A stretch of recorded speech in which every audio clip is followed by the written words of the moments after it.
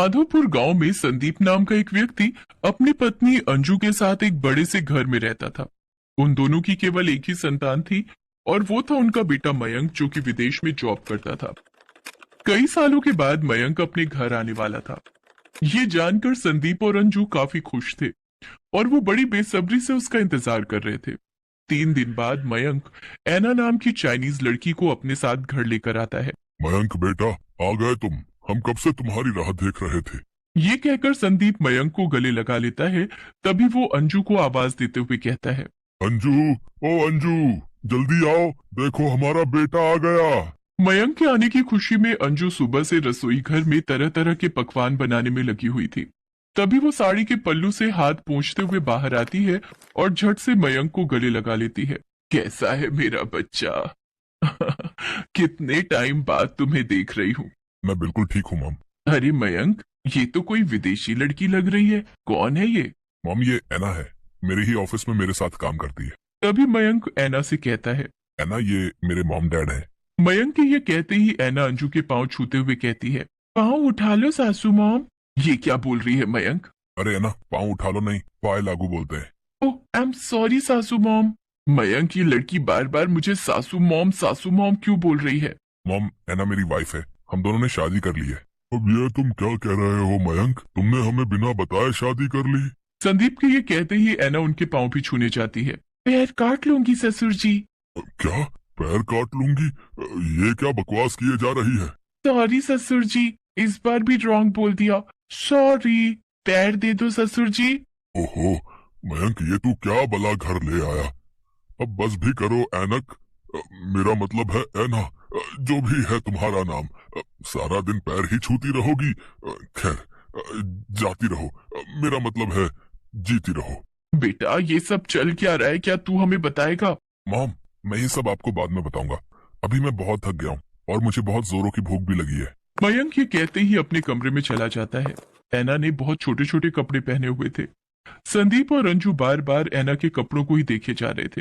हे भगवान, ये कैसे आधे अधूरे कपड़े पहन रखे हैं इस लड़की ने। मयंक की तो मती ही मारी गई थी जो इसे हमारी बहू बना कर ले आया। अगर आसपास पड़ोस वालों ने इसे इस तरह के कपड़ों में देख लिया ना, तो पता नहीं कैसी कैसी बातें बनाएंगे। ऐना, तुम यहीं रुको, मैं अभी आई। इसके बाद अंजू अपनी एक साड़ी लाकर ऐना को देते हुए कहती है, ये लो साड़ी, अब तुम जल्दी से अपने कमरे में जाओ और कपड़े बदल कर आओ। इसके बाद ऐना मयंक के कमरे में चली जाती है। तभी अंजू की पड़ोसने उसके घर आती हैं। क्यों अंजू बहन, इतनी जल्दी तुमने हमें पराया कर दिया? घर में फिरंगन बहू ले आई और हमें बताया तक नहीं। हाँ हाँ अंजू बहन, आपने हमारे साथ ऐसा क्यों किया? हमें आपसे ये उम्मीद नहीं थी। भाई क्या करे, जिसकी विदेशी बहू आती है ना, उसके ऐसे ही ठाट बाट बढ़ जाते हैं। क्या बकवास किए जा रही हो तुम दोनों? इतनी देर से वो लड़की हमारा दिमाग खराब कर रही थी, अब तुम दोनों भी शुरू हो गई। अरे वो मेरी बहू है, मुझे ये खुद अभी पता चला। अब तुम दोनों जाओ यहाँ से, मैं पहले ही बहुत परेशान हूँ। अरे अंजू बहन, अब इतने भाव क्यों खा रही हो? बहू का एक बार चेहरा तो दिखा दो। तुम्हारी बहू क्या हूर की परी है जिसे देखेंगे तो नजर लग जाएगी? तुम दोनों जाती हो या मैं? हाय हाय, इतना भी क्या गुस्सा। हम जाते हैं, चल चले। इसके बाद वो दोनों वहां से चली जाती हैं। अंजू परेशान होकर सर पर हाथ रखते हुए सोफे पर बैठ जाती है। उधर ऐना अपने पति से कहती है, मयंक, हमको बहुत जोरों का भूख लगी है, लेकिन हमको ये इंडियन खाना नहीं खाना। अच्छा, तो फिर तुम जल्दी से किचन में जाकर अपनी पसंद का कुछ बना लाओ। मयंक की बात सुनकर ऐना किचन में जाती है। वहां उसे समझ नहीं आ रहा था कि वो क्या बनाए।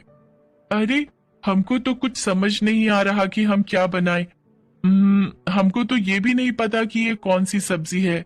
क्या बनाऊं? हमको तो बहुत जोरों का भूख भी लगा है। तभी ऐना को रसोई की दीवार पर 2 छिपकली दिखती है। अरे वाह, मिल गया हमको खाना, अब तो हम इन्हीं को खाएगा। ऐना बगल में रखे लकड़ी के स्टूल पर चढ़ जाती है और हाथ से दोनों छिपकलियों को पकड़ने लगती है। तभी अंजू रसोई में आ जाती है। वो जैसे ही ऐना को छिपकली पकड़ते देखती है, वो जोर से चिल्ला पड़ती है, बाप रे बाप, हे राम, ये क्या कर रही हो बहू तुम? अंजू के चिल्लाने की आवाज सुनते ही मयंक और संदीप भी किचन में आ जाते हैं।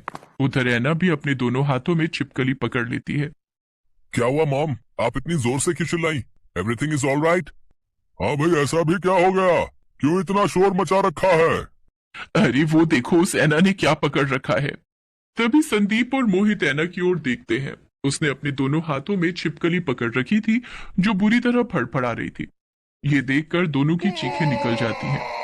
हे भगवान, अब इस छिपकली ने, मेरा मतलब है ऐना ने, ये क्या पकड़ लिया? अरे आप सब लोग इतना डरता क्यों है इससे? तुमको पता है इसका तो बहुत ही टेस्टी चटनी बनता है। मैं इसकी चटनी बनाकर आप सबको खिलाऊंगी। फिर देखना आप कैसे अपनी उंगली चाटता रह जाएगा। अब मैं जल्दी से इसकी चटनी बना देती हूँ। संदीप और अंजू लगातार मयंक को घूरते जा रहे थे। तभी वो मयंक को डांटते हुए कहती है, अरे करम जले, कहाँ से उठाकर ले आया इस बला को? और तू मेरी माँ परेशान कर रखा है हम सबको। ये सब नहीं बनता मेरे घर में। जल्दी से इसको खिड़की से बाहर फेंक दे। आप एक बार खाइए तो सासू मॉम, आपको बहुत पसंद आएगा। मैं तेरे पैर पड़ती हूँ ऐना, प्लीज जल्दी से फेंक दे इसे। अरे कौन सा वो मनहूस समय था मयंक जब तूने मेरी कोख से जन्म लिया। अरे ऐसा दिन देखने से पहले हम मर क्यों नहीं गए? मॉम आप चिंता मत करो, मैं उसे सब अच्छे से समझा दूंगा। चलो ऐना, अपने कमरे में चलो। अपने कमरे में ले जाकर मयंक ऐना को सब कुछ समझाने लगता है। उनके घर का खाना पीना, रहन सहन। उधर अंजू हॉल में सोफे पर बैठकर अपनी किस्मत को कोस रही थी। ना जाने कौन से कर्म किए थे मैंने जिसकी सजा में भुगत रही हूँ। तभी संदीप जोर जोर से हंसने लगता है। कुछ भी कहो, लेकिन बहू बिल्कुल तुम्हारी टक्कर की आई है। बाहर वाले क्या कम थे जो अब आप भी शुरू हो गए? अंजू को उसकी ननद का फोन आता है। अरे कैसी हो भाभी?